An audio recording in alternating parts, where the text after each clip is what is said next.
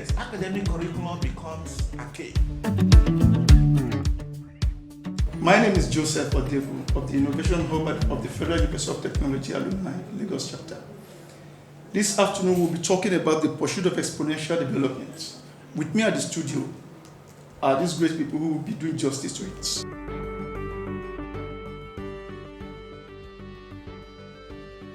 On my right, I'll be having Engineer Chukwendwe. also. My name is Ndukwe also Ajala. Collins Opara. Andrew Ejairese. Phyllis Onyichekwerike. Okay, thank you. We really need to get started, but before we get started, we need to ask a question. What do we actually mean when we say exponential development? And I think I'll get started with Sandugwe.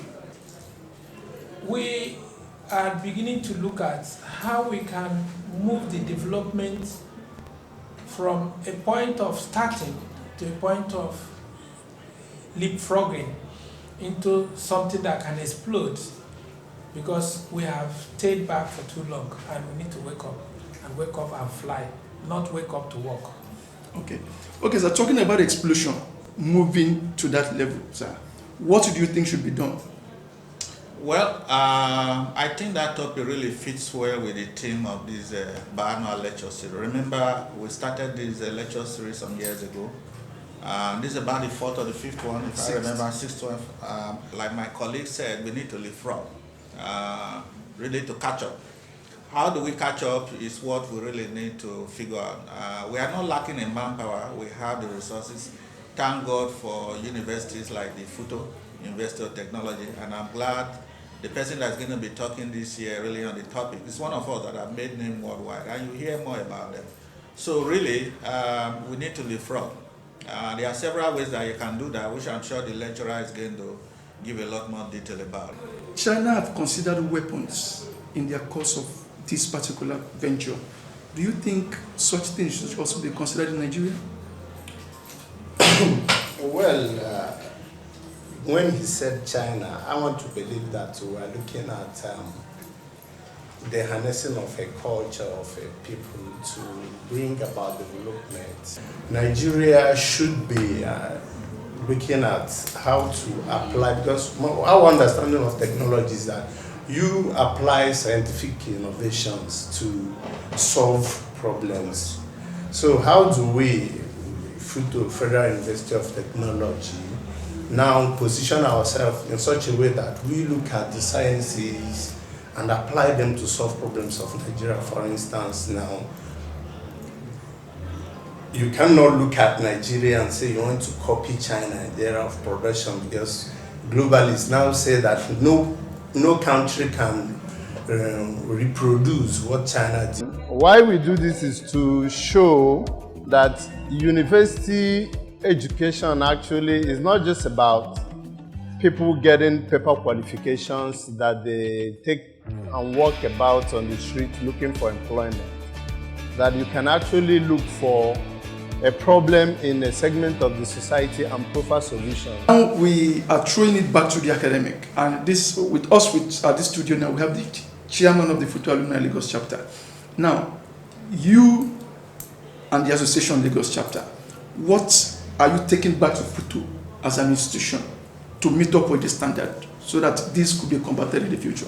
I think I need to do a little bit of recap, and like he said, the theme is Nigerian quest for development, technological fast tracking, and the topic this year is the pursuit of exponential development, which was chosen actually by the speaker, Professor Ayinde Giwà, who is a multiple patent holder in electronics, one of those who designed the accelerometer that is used in iPhone as we speak.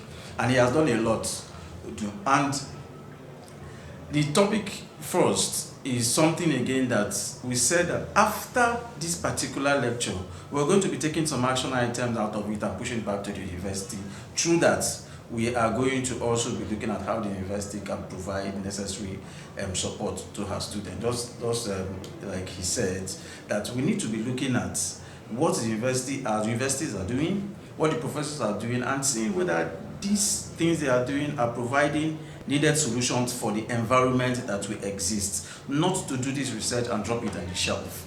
And also, you can imagine that we will have issues like transcript, we have issues like result record and all those stuff. These things are not rocket sciences. These things are things that you can pick tools from somewhere, and by the time you drop it in the university and begin to use those tools, you have leapfrogged your development in the university from the start as well. And again, you talked about curriculum development. Now, curriculum development is going to be very difficult, but that is also the reasons why we said we need to even begin to take leadership in the university community, like being in the council, like what we have done by pushing the people who think are the right kind of people in the board of trustees, and begin to look at what our universities are doing. Because if they are not doing the right thing, then it means that we didn't even go to a good institution, and that's also part of the things we want to do to ensure that we play our part in this pursuit for exponential development. Okay. Now, I will still want us to go back to photo as an institution. And maybe this time I'm going to redirect it to the only female here.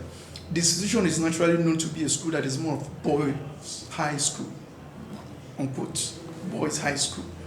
And in trying to pursue this now, Felix, put yourself in the position of the females today. How do you think they can fit into this? Or do you think it's something the females won't be able to cope with? I think it's something, thank you so much for the question. I think it's something that the females will actually embrace, because everybody, just like change is constant, growth is inevitable. Everybody is growing. The fact that one has been able to say that I would go to school, I want to have something, I want to know something, shows that one wants to grow, whether female or male. And then the society we found ourselves makes it inevitable for everybody to, improve yourself. So I believe that the female, when they see what's going on, when they see what they can achieve, what unit wants, what all of us can come together and achieve, they would embrace it. And then technologically, we can bring in our own suggestions and our ideas. It might not be known to you, and let me just add, the female by creation has some unique strengths that a lot of men don't have. By nature, they are very careful. They are more resilient. You might not know that. If you go into areas where you have research laboratories, where a lot of carefulness and focus is in place, go take a look at them. You see a lot of females out there really doing most of those very careful detail assembly. The Futo Alumni Biennial Lecture is the 6th in the series since 2006. Lecture to be delivered by Professor Ndubisi Ekekwe. The date is the 24th of October by 11 a.m. at the Nigerian Institute of International Affairs, Victoria Island, Lagos. Register on www.thebls.org.ng. Be there. We came together as a group for one reason, to have a sustainable place where all the alumni can begin to come together. I want to say something. We have one of our revered professors in Futo, Federal University of Technology, Professor Mandoka. He said something the other day in July. He said there are 3 indices that help development. One of them is knowledge creation. Knowledge creation has to do with what Futo is exactly doing. But we need more of wealth creators, those who will apply science and technology in creating wealth. And that is where this type of topic is very important. Futo is now coming up with ideas that will bring up more of wealth creators. People who take the knowledge from the university and transfer it, and that's exactly what China has done, and that's what the world is doing today. The third indices, third part of the thing he said is motive force, and that is talking like a physicist. But simply put, politics. Politics can be used to drive technology, and this is an aspect of technology that our guest speaker is going to dwell on. looking at it from three broad perspectives to see how we can catch up with the rest of the world. So, Okay, that's fine. Let me also buttress something at the last, the motive force we talked about. I remember sometime in 111, GST 102. GST 102 was teaching us science, technology, and society.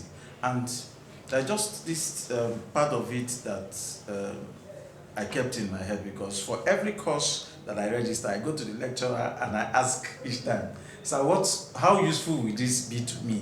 Why am I learning this? It actually helps me focus on what I need to read and the journals I need to read, because I usually wasn't reading the textbook. It's also part of the things that some of the things that we are going to be showing when we say exponential development. It needs to be geometric. It shouldn't be arithmetic again. You don't move step. You just jump. You fly and grab what you need to grab. Yeah, and there is a recent example.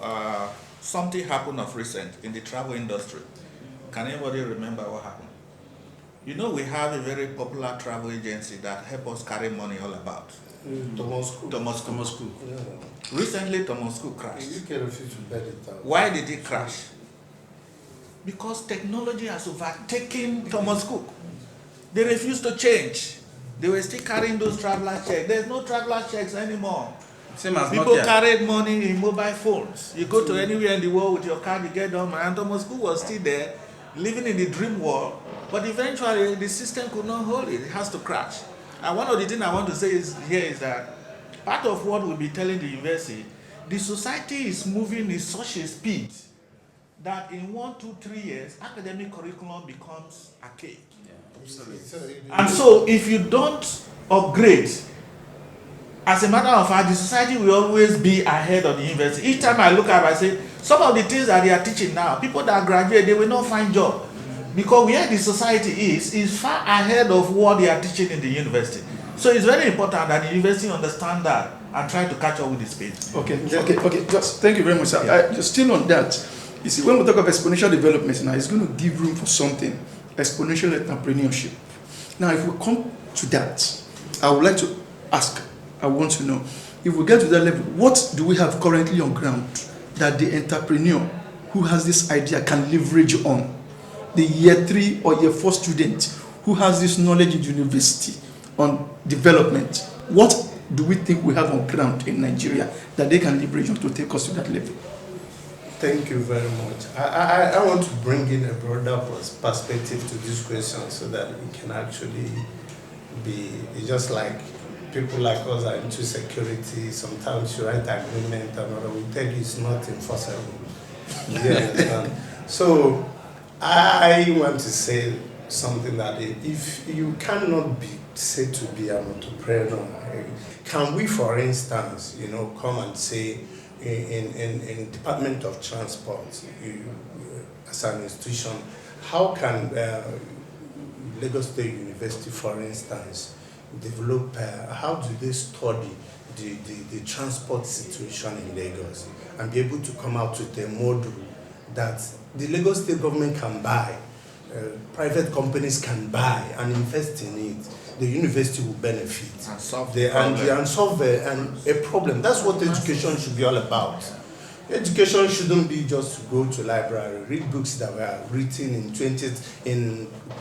600 AD, and you call yourself professor. It just doesn't make sense. The China we talk about, these are people that when they came up with innovations, natural knowledge, they acquired from the environment, the university picks it up and refines it. And after refining it and make it to be successful in the society, it becomes a model. Maybe when they are tired of using that to help their people, they bring it down to us. You start studying something that people are no longer using. Okay, thank you very much. Okay, on a general and final note, I would want us to treat the university now as a private institution. What do we think the government should be doing in terms of policies to help these dreams come true? It is not government. This is the problem. If the university is getting away from the government, they will never go anywhere. It is not the government. The university has been established. That is a university of technology. That university should be self-funded. As a matter of fact, government funding should be secondary. It's not something that should be looking at. No, we're talking of policies. See, what is policy? Do you know the reason why a lot of these big companies, why do Microsoft do certification? Do you know why? Google today, they are doing certification. Why do they do certification? Because people that come from those universities no longer millionaires. They will rather take somebody, certify you, and say, okay, this man is good in this place, we give you the job.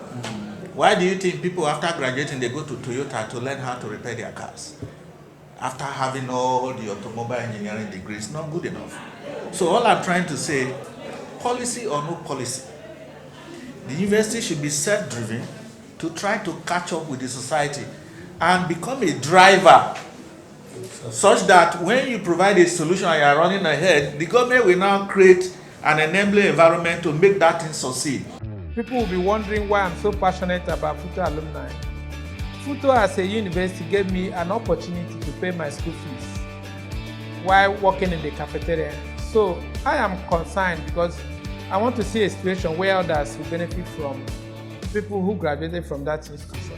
It's going to be power packed, and we're asking everybody go down and register.